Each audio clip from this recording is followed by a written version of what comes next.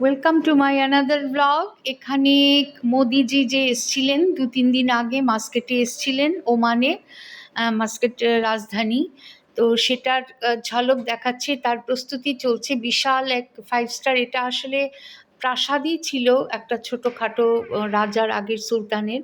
এখানে ব্যবস্থা করা হয়েছে, কারণ মাস্কেটে এখানে কখনো ওপেন, মানে খোলা জায়গায় হয় না। আমাদের দেশে যেমন ট্রাক দিয়ে লোক এলো, এখানে তো এরকম হয় না কখনো। তো এখানে বিশাল, এখানে 5,000, কয়েক হাজার লোক, 5,000 লোক ধরার মতো, মানে এটা ক্যাপাসিটি ছিল। এখানে ব্যবস্থা করা হয়েছে। কাথিয়াওয়াড় কচ্ছ সম্প্রদায়, এরা তো ভারী খুশি, কারণ এদের দেশের লোক, রাজ্যের লোক। আর এখানে গুজরাটিরা খুব শক্ত, এরা বহু বছর আগে এসছে ব্যবসা করতে কচ্ছ নৌকো দিয়ে, তখনকার দিনে ডিঙি নৌকো দিয়ে এখানে সাজানো হয়েছে। সেটার ভিডিও তুলে আমরা যে গানের গ্রুপে, যে আমাদের একটা আলাপ বলে গানের গ্রুপ আছে, এই যে ভদ্রলোক নাড়াচ্ছেন উনি ডক্টর বিবেক সাভারকার।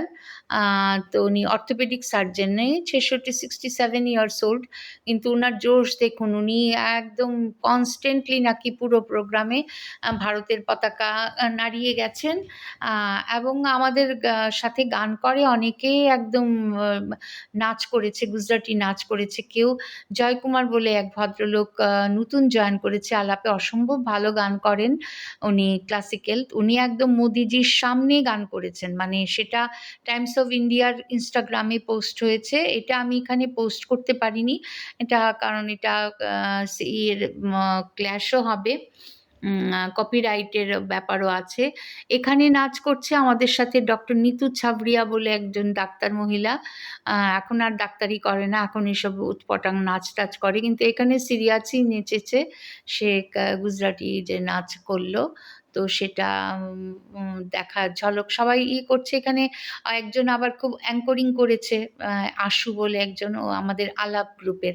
আমাদের দুটো মিউজিক্যাল গ্রুপ আছে, আলাপটাতে এনিওয়ান ক্যান সিং, আর ঝঙ্কার বিটস হচ্ছে খুব সিরিয়াস, যারা এখানে বড় বড় শো করি।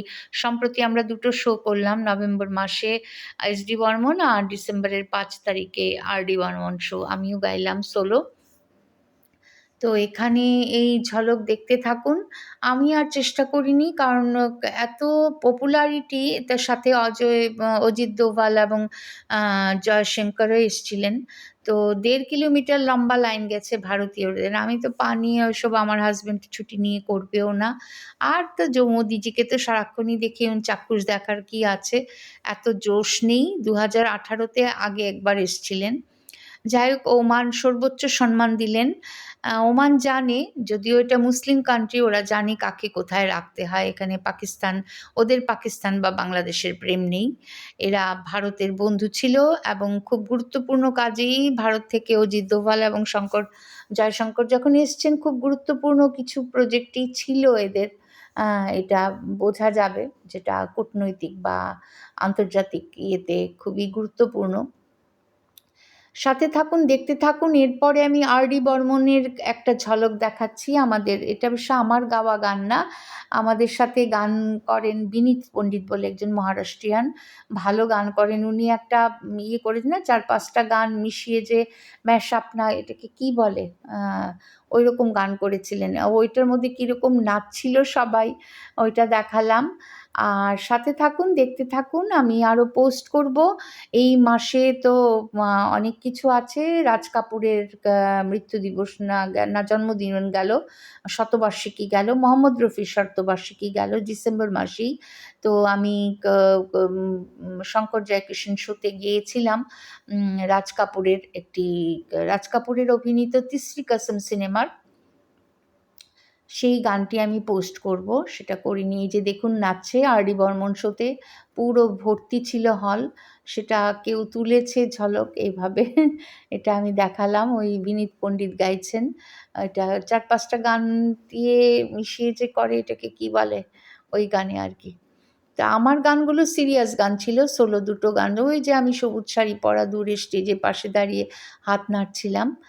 তো দুটো গান গেয়েছি, একটা পরে, গাউন পরে, আর আরেকটি গেয়েছি শাড়ি পরে। সাवन কি ঝুলে পড়ে, ঝুলমানা সিনেমার। আর আরেকটি গাউন পরে গিয়েছি, ऐसा समा ना होता कुछ भी यहाँ ना होते। এই লোকটি কি রকম নাচছে, হাস্যকর একদম। অবাঙালিরা এরকমই নাচে, আমরা বাঙালিরা তাও একটু ইতস্তত করি। তো সাথে থাকুন, দেখতে থাকুন।